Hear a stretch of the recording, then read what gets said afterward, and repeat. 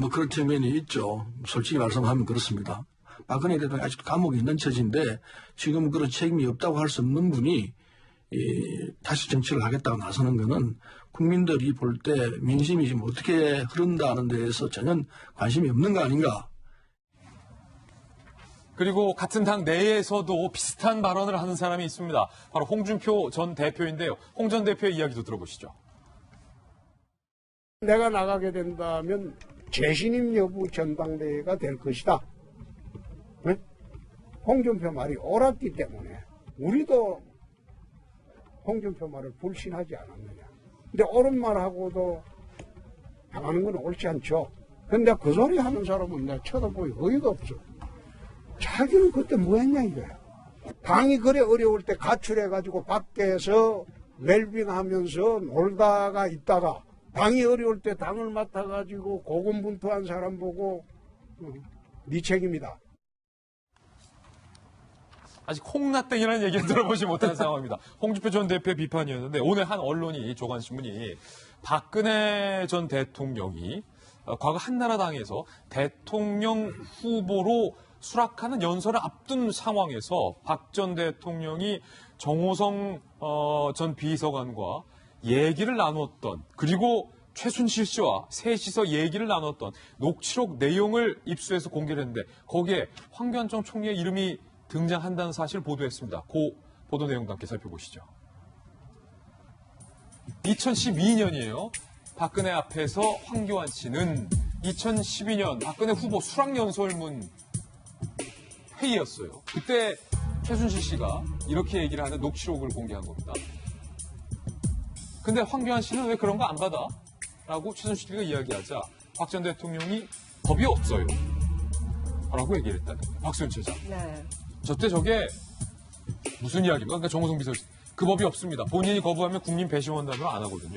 왜 최순실의 입에서 그때 당시에 그러니까 대통령에 당선되고 정부 출범하기 전이잖아요. 네. 그 전에 최순실을 위해서 왜 황교안 전 총리의 황교안 씨라는 단어가 나온 겁니까? 그게 이제 의문인 거죠. 이때가 바로 2012년 그 한나라당 후보 경선을, 대선 후보 경선을 앞두고 이제 될 것 같으니까 수락연설을 논의하는 과정이었는데요. 거기서 이제 국민 배심원단과 관련된 정책을 어떻게 할 것이냐를 논의하다가 최순실 씨가 갑자기 황교안 씨는 그런 거 받아요? 라고 황교안 씨라고 갑자기 이름을 언급을 한 겁니다. 갑자기? 네, 굉장히 익숙한 사람 얘기하듯이 황교안 씨는 아무렇지도 않게 얘기를 한 거죠.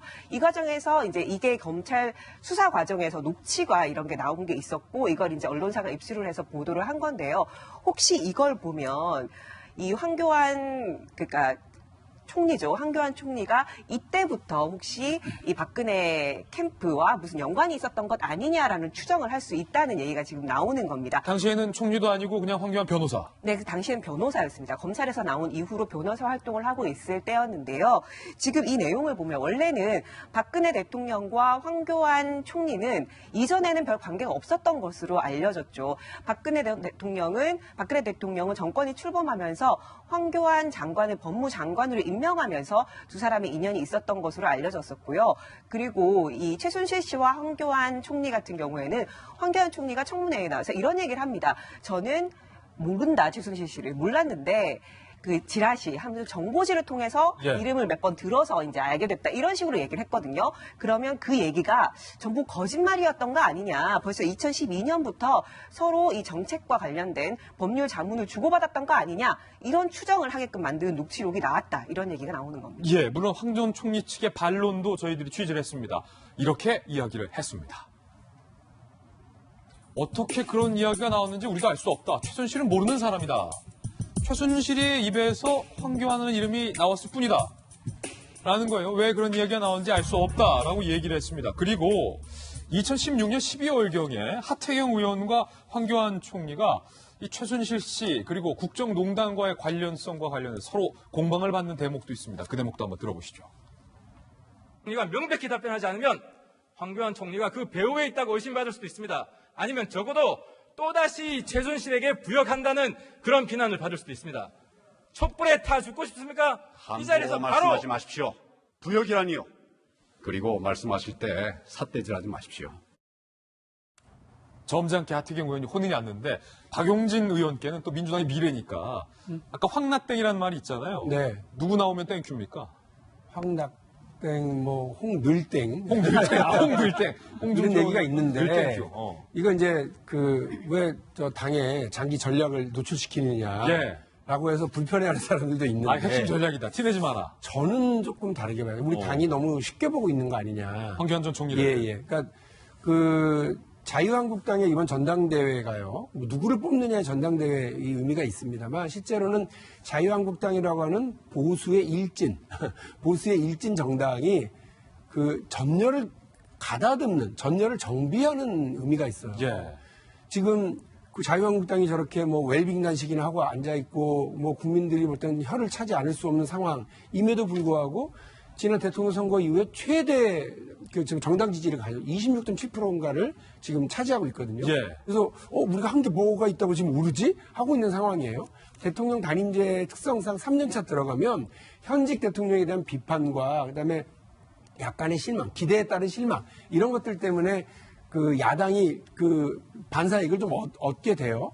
그런데 이때 지금까지 지지부진하고 그냥 뭐 막 정신없이 돌아다니던 제1야당이 그가 누가 됐든 간에 뭐 홍늘땡이든 황나땡이든 간에 예. 누가 됐든 간에 그 중심에 섰을 때 그 일사불란함을 갖게 되면 민주당이 지금까지 누리고 있었던 어떤 여유 이런 거 없어집니다. 그래서 저는 더불어민주당의 우리 의원님들이 너무 쉽게 보는 것 아니냐. 쉽게 보지 마라. 예, 그리고 지금 방금 우리 하태경 의원과의 그 대정부 질문 과정에서 봤습니다만 그 황교안 총리가 뭐 만만하지 않아요. 예. 그러니까 그 본인이 가지고 있는 이런 그 공안검사 그리고 법무부 장관 등을 거쳐오면서의 이 법률가로서의 어떤 탄탄한 본인의 내공도 있고요.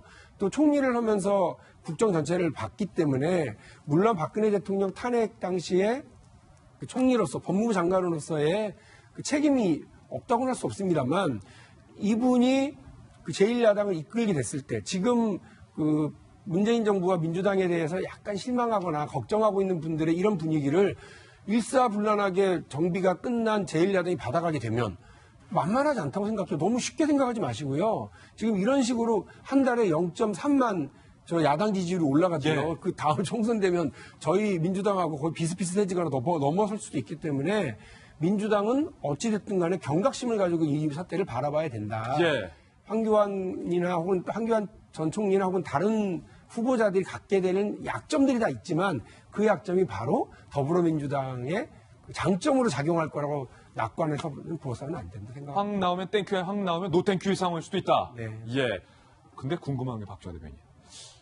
도대체 저때 당시에 최순실 씨는 2012년에 그냥 개인 변호사였던 황교안 변호사의 이름을 그것도 황교안 씨는 왜 그걸 안 받아? 그 무슨 말인지 모르겠어. 그거를 안 받는다. 그거는 뭔지도 모르겠고 왜 그 말을 했는지도 모르겠고 왜 이거 저거 그거 이런 대명사를 많이 쓰는 분이니까 왜 얘기를 했을까? 일단 후보 수락 연설에 앞서서 여러 가지 정책 관련한 얘기를 아마 검토하는 대목인 것 같아요. 그리고 황교안 전 총리가 당시에 아마 그 박근혜 후보를 지원 내지는 지지하는 이 자문그룹 중에 하나에 있지 않았나 싶은데 더욱 놀란 거는 사실은 우리가 최순실 씨는 그냥 베일 뒤에 있는 줄 알았는데 사실은 저렇게 한 사람 한 사람씩 이름을 다 알 정도로 그러니까요. 최순실이 엄청나게 개입해 있었다는 게 그러니까 대통령이 되기 전 후보 시절 전부터 저렇게 두 사람이 밀접하게 개입해 있었고 정우성 비서관보다도 훨씬 더 많은 것을 알고 있을 정도로 최순실이 많이 개입하고 있었구나라는 점은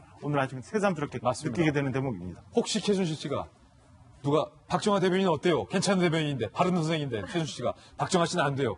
이렇게 얘기한 건 아닐까? 한번 생각을 해보겠습니다. 황교안 전 총리의 지금 출마 기자회견이 예상한 것보다 늦어지고 있어요. 총리가 명백히 답변하지 않으면 황교안 총리가 그 배후에 있다고 의심받을 수도 있습니다. 아니면 적어도 또다시 최순실에게 부역한다는 그런 비난을 받을 수도 있습니다.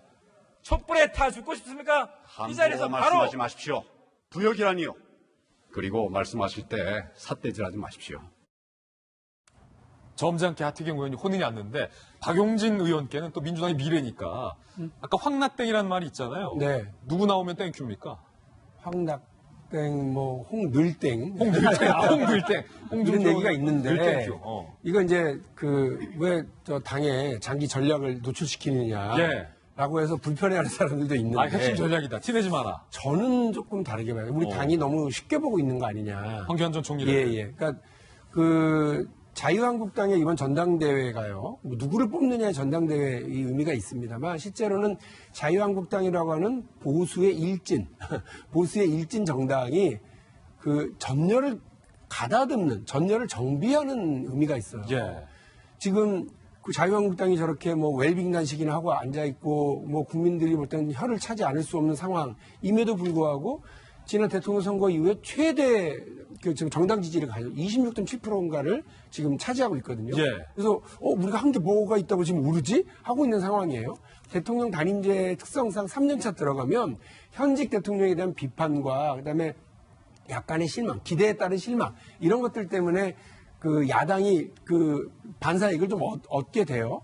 그런데 이때 지금까지 지지부진하고 그냥 뭐 막 정신없이 돌아다니던 제1야당이 그가 누가 됐든 간에 뭐 홍늘땡이든 황나땡이든 간에 누가 됐든 간에 그 중심에 섰을 때 그 일사불란함을 갖게 되면 민주당이 지금까지 누리고 있었던 어떤 여유 이런 거 없어집니다. 그래서 저는 더불어민주당의 우리 의원님들이 너무 쉽게 보는 것 아니냐. 쉽게 보지 마라. 예, 그리고 지금 방금 우리 하태경 의원과의 그 대정부 질문 과정에서 봤습니다만 그 황교안 총리가 뭐 만만하지 않아요. 예. 그러니까 그 본인이 가지고 있는 이런 그 공안검사 그리고 법무부 장관 등을 거쳐오면서의 이 법률가로서의 어떤 탄탄한 본인의 내공도 있고요. 또 총리를 하면서 국정 전체를 봤기 때문에 물론 박근혜 대통령 탄핵 당시에 그 총리로서 법무부 장관으로서의 그 책임이 없다고는 할 수 없습니다만 이분이 그 제1야당을 이끌게 됐을 때 지금 그 문재인 정부와 민주당에 대해서 약간 실망하거나 걱정하고 있는 분들의 이런 분위기를 일사불란하게 정비가 끝난 제1야당이 받아가게 되면 만만하지 않다고 생각해요. 너무 쉽게 생각하지 마시고요. 지금 이런 식으로 한 달에 0.3만 저 야당 지지율이 올라가죠. 예. 그 다음 총선 되면 저희 민주당하고 거의 비슷비슷해지거나 넘어설 수도 있기 때문에 민주당은 어찌됐든 간에 경각심을 가지고 이 사태를 바라봐야 된다. 예. 황교안이나 혹은 황교안 전 총리나 혹은 다른 후보자들이 갖게 되는 약점들이 다 있지만 그 약점이 바로 더불어민주당의 장점으로 작용할 거라고 낙관해서 보서는 안 된다 생각합니다. 황 나오면 땡큐야, 황 나오면 노땡큐 상황일 수도 있다. 네. 예. 근데 궁금한 게 박주환 대변인. 도대체 저때 당시에 최순실 씨는 2012년에 그냥 개인 변호사였던 황교안 변호사의 이름을 그것도 황교안 씨는 왜 그걸 안 받아? 그 무슨 말인지 모르겠어. 그걸 안 받는다. 그거는 뭔지도 모르겠고 왜 그 말을 했는지도 모르겠고 왜 이거 저거 그거 이런 대명사를 많이 쓰는 분이니까 왜 얘기를 했을까? 일단 후보 수락 연설에 앞서서 여러 가지 정책 관련한 얘기를 한번 검토하는 대목인 것 같아요. 그리고 황교안 전 총리가 당시에 아마 그 박근혜 후보를 지원 내지는 지지하는 이 자문그룹 중에 하나에 있지 않았나 싶은데 더욱 놀란 거는 사실은 우리가 최순실 씨는 그냥 베일 뒤에 있는 줄 알았는데 사실은 저렇게 한 사람 한 사람씩 이름을 다 알 정도로 그러니까요. 최순실이 엄청나게 개입해 있었다는 게 그러니까 대통령이 되기 전 후보 시절 전부터 저렇게 두 사람이 밀접하게 개입해 있었고 정우성 비서관보다도 훨씬 더 많은 것을 알고 있을 정도로 최순실이 많이 개입하고 있었구나라는 점을 오늘 아침에 새삼스럽게 맞습니다. 느끼게 되는 대목입니다. 혹시 최순실 씨가 누가 박정화 대변인 어때요? 괜찮은 대변인인데 바른 선생인데 최순실 씨가 박정화 씨는 안 돼요. 이렇게 얘기한 건 아닐까? 한번 생각을 해보겠습니다. 황교안 전 총리의 지금 출마 기자회견이 예상한 것보다 늦어지고 있어요. 저희 방송 시간이 허락되는 상황에서 기자회견이 시작된다면 저희가 생방송으로 잠시 후에 연결해드리겠습니다.